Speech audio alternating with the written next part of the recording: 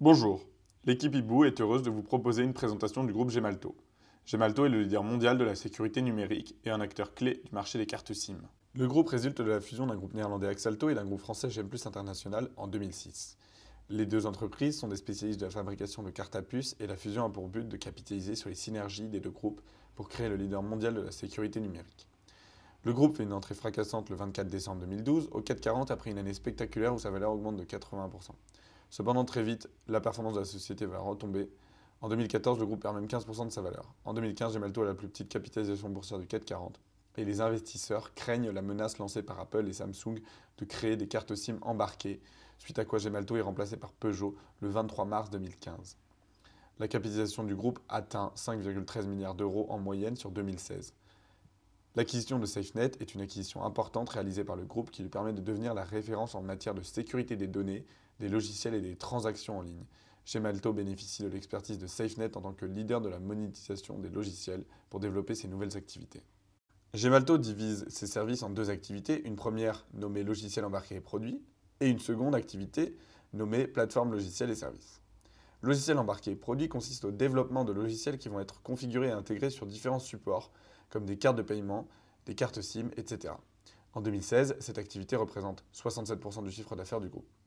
La seconde activité, plateforme logiciel et services, consiste à s'occuper des produits Gemalto sur le terrain, c'est-à-dire gérer les logiciels et les services qu'il crée, comme par exemple la personnalisation des cartes bancaires ou encore la maintenance des logiciels.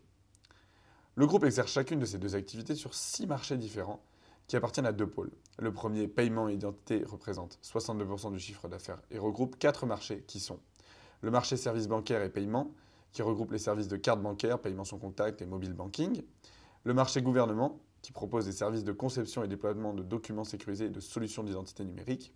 Le marché transport, qui offre des services de billettique sans contact, que ce soit par les cartes à puce ou encore par les téléphones mobiles via le Near Field Communication. Enfin, le marché sécurité des entreprises propose des services de sécurisation des données privées, des entreprises en ligne, le chiffrement des données sensibles, etc. Le second pôle est celui du mobile et représente 38% du chiffre d'affaires. C'est le pôle historique de Gemalto qui à ses débuts était surtout connu en tant que fabricant de cartes SIM. Il regroupe deux marchés qui sont le mobile et l'Internet des objets. Le marché du mobile regroupe les services de cartes SIM et notamment de paiement mobile. Le marché de l'Internet des objets propose des services de sécurisation des tablettes et de PC, ainsi que d'autres services comme le Near Field Communication pour les objets connectés. Comme on peut le voir sur ce graphique, Gemalto est un groupe international. Son activité est bien répartie à travers le monde. On peut noter une forte évolution de la part du chiffre d'affaires réalisé aux États-Unis entre 2014 et 2016, qui passe de 19 à 26%. C'est le résultat de l'implantation des cartes à puce dans le pays pour remplacer les cartes à bande magnétique. Le rachat de SafeNet, qui est un groupe américain dont j'ai parlé en introduction, participe également à cette augmentation. Gemalto doit faire face à deux principaux concurrents sur son secteur d'activité, qui sont les Français Oberture Technology et l'Allemand GCK Endurant. Oberture Technology est le leader mondial de la sécurité digitale embarquée. À titre comparatif, il réalise 960 millions de chiffres d'affaires en 2014. Ce concurrent féroce a notamment remporté en 2016 face à Gemalto le rachat de Safran Identity and Security, la branche biométrie et sécurité de Safran pour 2,4 milliards d'euros. JCK Deviant, lui, est centré sur la fabrication de cartes à puce et de cartes SIM. Gemalto doit également faire face à des concurrents sur des marchés locaux, notamment dans les services qui sont liés aux cartes SIM. Le secteur de la sécurité numérique est un secteur qu'on peut qualifier de schumpeterien. En effet, la théorie de la destruction créatrice prend tout son sens dans un secteur où chaque innovation peut venir remplacer un ancien mode de fonctionnement. Par conséquent, Gemalto se doit d'investir beaucoup dans l'innovation pour ne pas rater un tournant majeur de son secteur.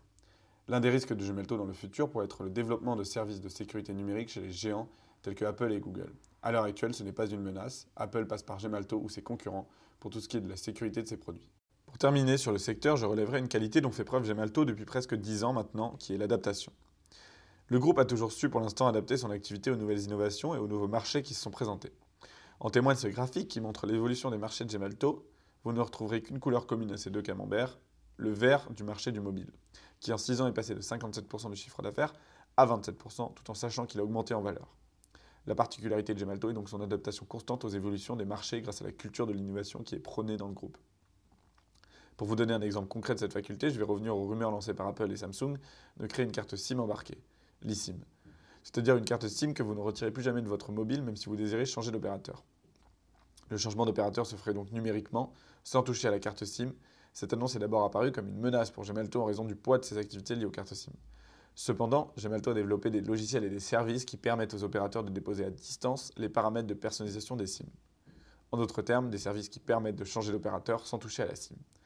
Ainsi, une nouvelle vue comme une menace se transforme en levier de développement pour le groupe. Grâce à l'eSIM, Gemalto va générer des revenus au moment de la fabrication de ces eSIM, puis en SIM grâce au service de téléactivation. Passons maintenant à l'exploitation. Sur ce graphe, vous pouvez voir l'évolution du chiffre d'affaires ainsi que du résultat net sur les 10 dernières années. On peut voir que le chiffre d'affaires croît continuellement sur 10 ans. Mis à part en 2009, à cause de la crise, il atteint aujourd'hui 3 127 millions d'euros. Le chiffre d'affaires fait un bond entre 2014 et 2015, une conséquence du rachat de SafeNet. Pour ce qui est du résultat net, il a crû en moyenne à hauteur de 12,9% par an, depuis 2007. Cependant, il suit une tendance baissière depuis 2013 pour atteindre 256 millions d'euros. Gemalto génère du cash net de 2006 à 2014 à hauteur de 360 millions d'euros par an. En 2015, le groupe a généré une dette nette de 335 millions d'euros qui découle de l'acquisition de SafeNet. La dette nette chute bien en 2016 à 67 millions d'euros, ce qui témoigne de la bonne gestion du groupe.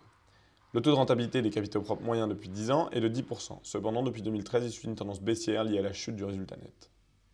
Pour ce qui est de la stratégie de Gemalto, elle s'articule en 3 points qui sont d'appréhender de nouveaux marchés en réalisant d'importants investissements en recherche et développement pour être à l'affût de la prochaine innovation.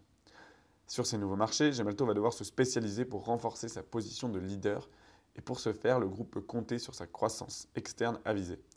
2 démarches qui vont permettre de perpétuer la culture du service de l'entreprise qui a pour habitude d'entretenir de très bonnes relations avec ses clients. Terminons maintenant avec la vision Ibou qui débute avec une analyse boursière. Sur ce graphe, vous pouvez voir l'évolution de l'indice Gemalto en bourse depuis 2004, ainsi que les dividendes qui ont été versés depuis 2009. Pour ce qui est du cours, on dégage une tendance haussière sur 10 ans avec quelques baisses, notamment fin 2014 et début 2015, ce qui correspond à la sortie du groupe du CAC 40. La croissance moyenne annuelle depuis 2008 du cours est de 12,82%. De son côté, le dividende qui est distribué depuis 2009 ne cesse de croître pour atteindre 50 centimes par action en 2016, un signe plutôt encourageant pour de futurs investisseurs. Pour conclure, nous classons Gemalto comme une valeur de fonds de portefeuille.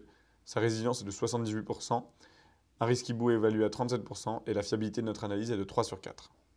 Merci d'avoir suivi cette présentation de Gemalto. Si vous désirez retrouver plus d'informations sur le groupe, n'hésitez pas à consulter sa fiche sur notre site www.ibou.expert. A très vite avec l'équipe Ibou.